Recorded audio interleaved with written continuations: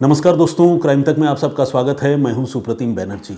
आपको पता है, दिल्ली एक ऐसी जगह है जिसके बारे में ये कहते हैं कि ये 365 दिन और 24 घंटे हाई अलर्ट पर रहती है। और दिल्ली सिर्फ देश की राजधानी है, यही इकलौती वजह नहीं है, बल्कि दिल्ली पुलिस का जो सेटअप है वो भी अपने आप में बहुत प्रोफेशनल है। ऑफ कोर्स राजधानी होना इसकी एक वजह तो है ही, लेकिन इकलौती वजह नहीं है। दिल्ली के आसपास जो इलाके हैं वो भी काफ़ी इम्पॉर्टेंट हैं, सेंसिटिव हैं। दिल्ली के पास गाज़ियाबाद, नोएडा और उधर गुड़गांव। तो कुल मिलाकर दिल्ली का टोपोग्राफिक सिचुएशन या कंडीशन जैसी जगह पर है, वहाँ पर अगर पुलिस अलर्ट नहीं रहेगी तो फिर इतनी बड़ी जगह जहाँ बेशुमार आबादी है, बहुत सारे लोग रहते हैं, तो यहाँ पर अगर अपराध की घटनाएं होंगी तो उन पर काबू पाना भी पुलिस के लिए मुश्किल हो जाएगा। और इतनी अलर्ट दिल्ली पुलिस 26 जनवरी के मौके पर या गणतंत्र दिवस के मौके पर, जब कोई नेशनल फेस्टिवल होता हो, तब उसकी अलर्टनेस कैसी होती होगी ये आप सोचिए। लेकिन इसी अलर्टनेस के बीच इस साल 25 जनवरी और 26 जनवरी की दरमियानी रात को एक भयानक वारदात दिल्ली और उत्तर प्रदेश के बॉर्डर पर होती है। इस वारदात की बदौलत या इस वारदात की वजह से एक सूटकेस में एक लड़की की बुरी तरह जली हुई लाश दिल्ली पुलिस को बरामद होती है, दिल्ली पुलिस बरामद करती है। और ये लाश पड़ी होती है दिल्ली और उत्तर प्रदेश के बॉर्डर के एरिया में, जिस जगह को गाज़ीपुर के नाम से जानते हैं। ऐसे तो गाज़ीपुर अपने आप में काफ़ी बिजी एरिया है, क्योंकि बॉर्डर है, तो आप समझिए कि दिल्ली और गाज़ियाबाद के लोग जो कम्यूट करते हैं, ट्रैवल करते हैं, वो इसी बॉर्डर से होकर गुजरते हैं।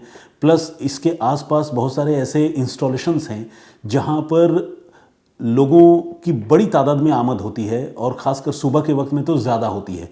गाज़ीपुर में बहुत बड़ी सब्ज़ी मंडी है जो एक बड़े एरिया के नीड को कैटर करती है। फूल मंडी है जहाँ से पूरे दिल्ली एनसीआर में फूलों की सप्लाई होती है। इसके अलावा नॉनवेज की, फिश की एक बहुत बड़ी मंडी है गाज़ीपुर में। तो यहाँ पर कारोबारियों का जमावड़ा लगा रहता है, और ख़ासकर सुबह के वक्त ये सारे बिजनेस जो है उसमें प्रोक्योर करने का काम चलता है। जो थोक व्यापारी होते हैं वो सुबह सुबह इन मंडियों में पहुंचकर अपने लिए चीज़ें खरीदते हैं ताकि वो उसको आगे खुदरा में बेच सकें। तो ऐसी जगह पर, ऐसे भीड़ भाड़ वाली जगह पर कोई डेड बॉडी डिस्पोज ऑफ करके चला जाए और उस लाश को आग लगा जाए, ये अपने आप में बहुत ही बड़ी, बहुत ही शॉकिंग बात थी। और वो भी तब जब वो 25 और 26 जनवरी की मिडनाइट की बात हो। खैर, दिल्ली पुलिस को सुबह तकरीबन 4:10 पर इस डेड बॉडी के बारे में खबर मिली। किसी ने ये बॉडी देखी, सूटकेस में अधजली, और फिर उन्होंने पुलिस को फ़ोन किया।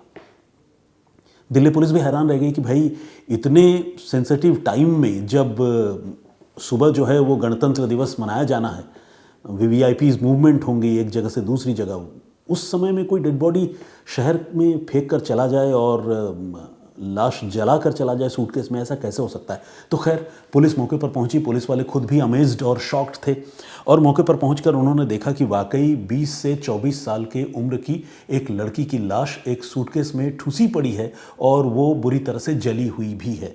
यानी उस बॉडी को देखकर उस मरने वाली लड़की की पहचान कर पाना बहुत मुश्किल है।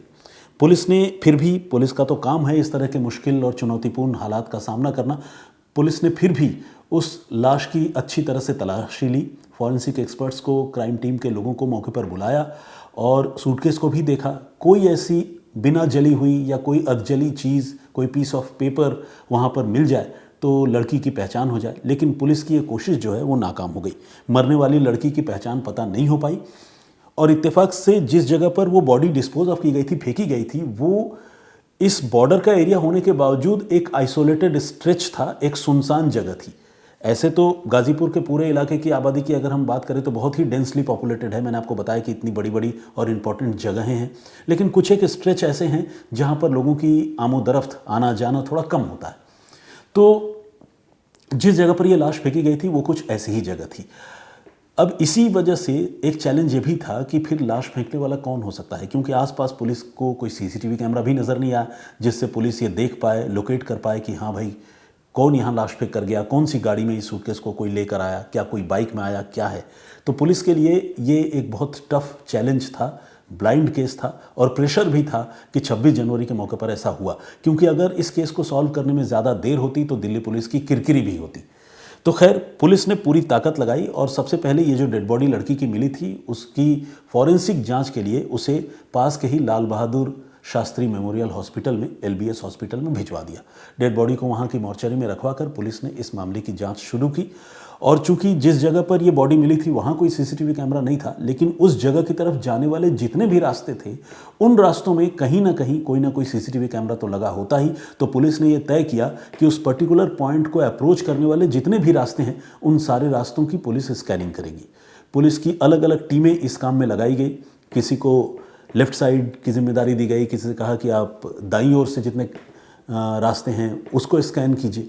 तो पुलिस की टीमों ने स्कैन करना शुरू किया और इस स्कैनिंग का फ़ायदा ये हुआ कि पुलिस ने एक संदिग्ध कार को नोटिस किया। एक ऐसे कार को पुलिस ने देखा जो उस प्लेस ऑफ ऑकरेंस की तरफ देर रात को जाती हुई दिख रही थी। ऐसे भी उस सुनसान रास्ते से आमतौर पर लोग नहीं गुजरते, लेकिन अगर उस सुनसान रास्ते की तरफ कोई गाड़ी जा रही है और वो सीसीटीवी कैमरे में एग्जैक्टली उस लोकेशन पर नहीं लेकिन दूर में ही मान लीजिए ट्रैक हो रही है या नोटिस हो रही है, तो पुलिस का एक्टिव हो जाना लाजमी था।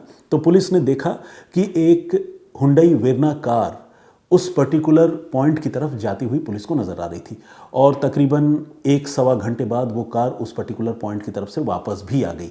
ये भी पुलिस के लिए एक एविडेंस था जिसे देखकर ये लग रहा था कि उस सुनसान जगह पर जाना और वहाँ से इस कार का वापस आना ये इंडिकेट करता है कि इस लड़की के मर्डर में उस कार का कोई ना कोई रोल या इन्वॉल्वमेंट ज़रूर है। उस कार का इस्तेमाल ज़रूर हुआ है, कहने का मतलब है। कार का रोल मतलब ऑब्वियसली लिटरल रोल तो नहीं हो सकता क्योंकि कार बेजान चीज़ है। बहरहाल तो पुलिस ने जब उस हुंडई कार को देखा तो उसके नंबर को जूम इन करके पुलिस ने पढ़ने की कोशिश की और पुलिस कामयाब हो गई। ये नंबर उत्तर प्रदेश का था और उत्तर प्रदेश के लोनी इलाके में रहने वाले एक शख्स की ये कार थी। लोनी कहाँ है? लोनी भी गाज़ियाबाद का ही एरिया है, यानी गाज़ीपुर बॉर्डर से थोड़ी ही दूर पर लोनी पड़ता है। तो पुलिस की एक टीम फ़ौरन बिल्कुल स्विफ्टली लोनी में उस आदमी के घर तक पहुंची जिस आदमी की ये कार थी। पुलिस को लग रहा था कि अब वो इस मामले को क्रैक कर देगी, सॉल्व कर देगी, क्योंकि कार के नंबर से उसकी पहचान हो गई है। पुलिस वहाँ पहुँची लेकिन पुलिस को वहाँ निराशा हाथ लगी। निराशा यूँ हाथ लगी कि जिसकी वो कार थी उसने कहा कि वो कार तो कई महीने पहले जो है एक दूसरे आदमी को बेच चुका है जिसका नाम अमित तिवारी है। तो पुलिस को वहाँ झटका तो ज़रूर लगा, लेकिन वहाँ से पुलिस को एक लीड मिली अमित तिवारी के नाम से। पुलिस को पता चला कि वो जो हुंडई वेरना कार है जो उस मौके पर गई थी, उस कार का current owner, present owner Amit Tiwari नाम का एक शख्स है। पुलिस ने पता किया अमित तिवारी कहाँ रहता है। उसके मोबाइल नंबर के बारे में पुलिस ने जानकारी जुटाई। जो उस कार का पुराना ओनर था उससे पुलिस को अमित तिवारी का मोबाइल नंबर मिल गया और अमित तिवारी का प्रेजेंट एड्रेस भी पुलिस को पता चल गया। अमित तिवारी गाज़ीपुर बॉर्डर से थोड़ी ही दूर पर एक कॉलोनी है, खोड़ा कॉलोनी। वो एक ऐसी कॉलोनी है जो 3 ज़िलों में लगती है या 3 ज़िलों में पड़ती है। गाज़ियाबाद में भी खोड़ा कॉलोनी का कुछ एरिया आता है। पूर्वी दिल्ली जो दिल्ली का ज़िला है वहाँ पर कुछ एरिया आता है, प्लस नोएडा जो उत्तर प्रदेश का पार्ट है उस ज़िले में भी खोड़ा कॉलोनी का कुछ एरिया आता है। तो वो भी एक जियोग्राफिकली एक ऐसी जगह है जो बहुत ही डेंसली पॉपुलेटेड एरिया है और 3 ज़िलों की सीमाओं में उस खोड़ा कॉलोनी के एरियाज़ जो है वो फैले हुए हैं। तो एक इस तरह के डेंसली पॉपुलेटेड 3 ज़िलों में फैले हुए एक कॉलोनी जो कभी किसी ज़माने में गांव हुआ करता था, अब तो गांव रहा नहीं क्योंकि दिल्ली आबाद हो गई, काफ़ी घनघोर जिसे कहते हैं कि बसावट हो गई है, तो सुनसान जगह नहीं है। तो ऐसी जगह से उस अमित तिवारी नाम के आदमी को ढूंढ निकालना था। बहरहाल मोबाइल नंबर पुलिस को मिल चुका था, घर का पता भी पुलिस को मिल चुका था, इसलिए पुलिस को बहुत तकलीफ नहीं होने वाली थी। लेकिन पुलिस ने अमित तिवारी तक पहुंचने से पहले एक और काम करने का फैसला किया। पुलिस ने उसके मोबाइल नंबर का डंप डेटा निकाला और पुलिस ये चेक करने लगी कि क्या वाकई उसका मोबाइल फ़ोन रात को एक्टिव था क्या, खोड़ा कॉलोनी से गाज़ीपुर के उस मौका वारदात की तरफ जहाँ पर वो लाश मिली थी, क्या उस तरफ उसका मोबाइल नंबर दिख रहा था क्या। पुलिस ने जब डंप डाटा निकाला तो पुलिस को इस काम में भी जो है वो कामयाबी मिली और पुलिस ने देखा कि वाकई रात को तकरीबन 1-1.5 बजे तक वो मोबाइल फ़ोन गाज़ीपुर के उसी इलाके के कुछ टावरों से कनेक्टेड था जिस जगह पर उस लड़की की लाश मिली थी। यानी एक तरह से ये एक अकाट्य प्रमाण था जिसे कहते हैं ना कि बहुत सफिशिएंट एविडेंस था अमित तिवारी को पकड़ने या गिरफ्तार करने का। साथ ही पुलिस ने यह भी देखा कि अमित तिवारी के मोबाइल नंबर के साथ साथ, उस पर्टिकुलर नंबर के साथ साथ एक और भी नंबर जो है उस एरिया में एक्टिव है, उस पर्टिकुलर टावर से कनेक्टेड है। हालांकि उस टावर से बहुत सारे और भी मोबाइल नंबर कनेक्टेड होंगे, लेकिन खोड़ा कॉलोनी से ट्रैवल करते हुए जो 2 मोबाइल नंबर दिख रहे थे वो 2 मोबाइल नंबर वही थे जिनको पुलिस जो है स्कैनर पे रख के या पुलिस सर्विलांस पे रख के जिनको चेक कर रही थी। तो जब पुलिस को ये कंफर्म हो गया कि 2 लोग ऐसे थे जो गाजीपुर की इस जगह पर आधी रात को आए थे, पहचान तो पता चली गई थी, तो पुलिस ने फिर खोड़ा कॉलोनी में दबिश डाली और वहाँ दबिश डालने पर, रेड करने पर पुलिस को एक शख्स मिला, अमित तिवारी। दूसरा आदमी जो है वो गायब था। अमित तिवारी पुलिस को देखते ही हक्का बक्का रह गया, क्योंकि वो डेड बॉडी को डिस्पोज ऑफ करके घर में आकर सो रहा था। उसे पता नहीं था कि पुलिस इतनी जल्दी पहुंच जाएगी। पुलिस कुछ ही घंटों के इन्वेस्टिगेशन के बाद उसके घर पहुंच चुकी थी और 26 जनवरी का दिन था, तो वो और भी इत्मीनान से सो रहा था क्योंकि छुट्टी का दिन था। तो हुआ ये कि पुलिस को देखकर वो हक्का बक्का रह गया, लेकिन पुलिस ने उसे फ़ौरन गिरफ्तार कर लिया। पुलिस के पास सबूतों की कोई कमी नहीं थी। पुलिस को अब बस ये पता करना था कि उसने जिसकी हत्या की वो लड़की कौन है और उसकी हत्या उसने क्यों की, और साथ ही जिस दूसरे आदमी ने उसको इस कत्ल में मदद की वो आदमी कौन है, वो कहाँ है। तो खैर पुलिस ने कत्ल की पूरी कहानी बाद में जानने का फैसला किया। पुलिस ने पहले तो ये पूछा कि तुम्हारा वो दूसरा साथी कहाँ है जिसने डेड बॉडी को डिस्पोज ऑफ करने में तुम्हारा साथ दिया था या जिसके साथ मिलकर तुमने लाश ठिकाने लगाई थी। तो अमित तिवारी ने उसके बारे में बताया। उस आदमी का नाम है अनुज, और अनुज जो है वो एक कैब ड्राइवर है। अमित भी कैब चलाया करता था। तो अनुज के बारे में जब पुलिस को पता चला तो पुलिस ने उसका पीछा करना शुरू किया। वो प्रयागराज के रास्ते पर था, वो प्रयागराज भाग रहा था या जा रहा था, जो भी कह लें, लेकिन पुलिस ने उसको ग्रेटर नोएडा में नाकेबंदी करके पकड़ लिया।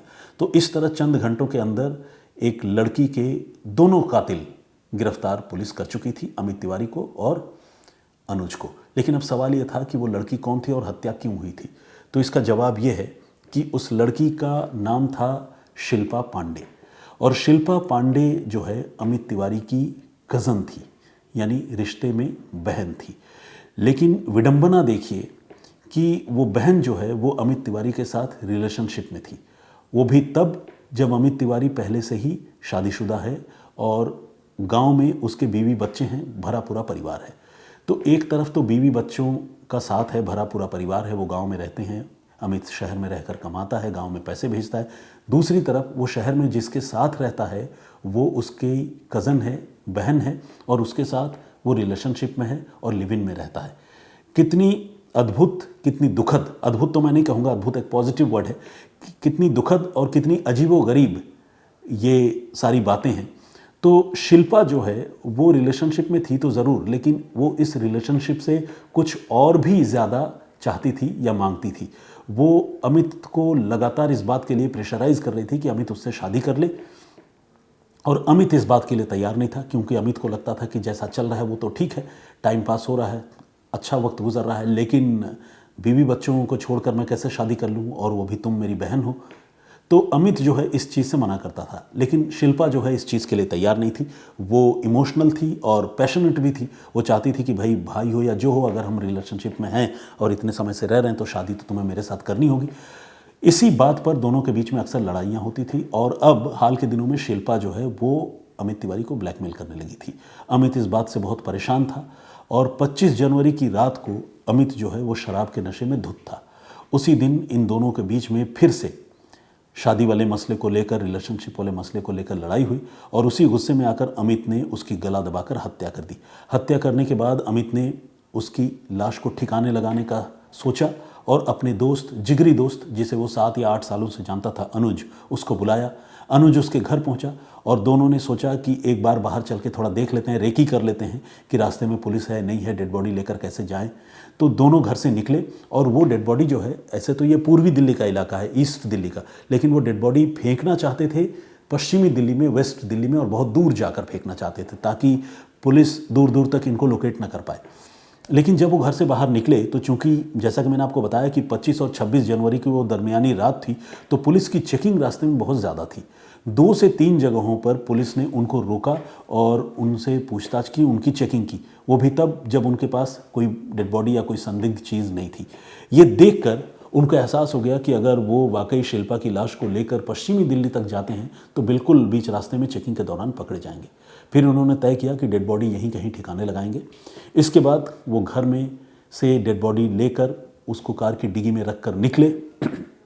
एक पेट्रोल पंप पर गए, वहाँ से डीजल खरीदा, सूटकेस पे डेड बॉडी ऑलरेडी पैक करके रखी थी, कुछ पुआल वगैरह का इंतज़ाम किया जिससे आग को जलाने में, या बोलचाल की भाषा में कहते हैं ना, लहकाने में सुविधा हो। तो ये काम उन्होंने किया और उसके बाद गाज़ीपुर के उस सुनसान जगह पर पहुँचे और वहाँ पहुँचने के बाद उन्होंने सूटकेस में बंद लाश को डीजल और कुछ पुआल जैसी चीज़ों की मदद से आग के हवाले कर दिया। देर तक वो लाश जलती रही और जब लाश जलकर बिल्कुल ऐसी हो गई कि उसको पहचान पाना मुश्किल हो, आधी रात को कोई इन्हें देखने वाला भी नहीं था। दूर से अगर किसी ने देखा होगा तो ये भी सोचा होगा कि शायद आग ताप रहे होंगे रात के अंधेरे में। तो ये लोग फिर वहाँ से ये काम करके फ़रार हो गए। लेकिन सुबह तकरीबन 4:10 पर, जैसा कि मैंने आपको बताया, लोगों की नज़र पड़ी और लाश पर नज़र पड़ते ही पुलिस को जानकारी मिली और पुलिस एक्टिव हुई और इस मामले को पुलिस ने सुलझा लिया। तो थैंक्स टू दिल्ली पुलिस, इस तरह की घटनाओं को शायद पुलिस नहीं रोक सकती है क्योंकि रिलेशनशिप ओरिएंटेड क्राइम है, घर के अंदर है। पुलिस घर के अंदर किसी के परिवार के अंदर तो घुसेगी नहीं, तो इस तरह के अपराध को पुलिस मेरे हिसाब से नहीं रोक सकती। हालांकि सख्त कायदे कानून हो और कड़ी सज़ा मिले तो भले इस तरह की घटनाओं में कमी आए, लेकिन उसके लिए अकेले पुलिस को जिम्मेदार ठहराना ठीक नहीं होगा। हमारे पूरे लीगल सिस्टम पर उसको लेकर सवाल उठाए जा सकते हैं। लेकिन इस घटना में पुलिस ने जिस तरह से मुस्तैदी से इन्वेस्टिगेट किया और चंद घंटों में गुनहगारों को गिरफ्तार कर लिया, उस बात के लिए दिल्ली पुलिस की तारीफ होनी चाहिए। आज के लिए इतना ही, लेकिन इस पेशकश को ख़त्म करने से पहले जो प्रीवियस स्टोरी मैंने आप लोगों को सुनाई थी, मैंने आपको बताया था कि किस तरह से बेंगलुरु के एक मर्डर के मामले में पुलिस ने 14 साल के बाद एक लड़के को गिरफ्तार किया। वो भी तब जब उस मामले में सारे लोगों की उम्मीद खत्म हो गई थी कि वो आरोपी कभी पुलिस की गिरफ्त में आएगा भी। तो उस मामले में आप लोगों ने बहुत सारे, उस स्टोरी को मैंने जो सुना उसमें बहुत सारे लोगों ने कमेंट किया है। तो आइए कुछ कमेंट्स पढ़ता हूँ। आनंद राज दर्शन ने कमेंट किया है, इन्होंने लिखा है कि normal fugitive story but wonderfully recited. Thanks उन्होंने मुझे लिखा है और मैं भी उनको थैंक्स बोलना चाहता हूँ। सतीश कुमार जी ने भी ये कहा है, सत श्री अकाल, उन्होंने विश किया है और उन्होंने अप्रिशिएट किया है। अनिल शाक्या जी का कमेंट है, फरीदाबाद हरियाणा से हैं। ओम प्रकाश समथिंग सरनेम है, मैं आगे नहीं पढ़ पा रहा हूँ, तो निम्बीवाल ये सरनेम है, सॉरी। आबिद हैं और राघवेंद्र तिवारी जी भी हैं, फरजान अहमद हैं, बहुत स्वागत आपका। और भगवती छेत्री, रेखा वर्मा जी, विजेंद्र सिंह जी, बेबी रानी के नाम से एक सज्जन हैं, या बेबी रानी नाम से तो खैर मोहतरमा लग रही हैं, फीमेल लग रही हैं, बहुत बहुत स्वागत आपका।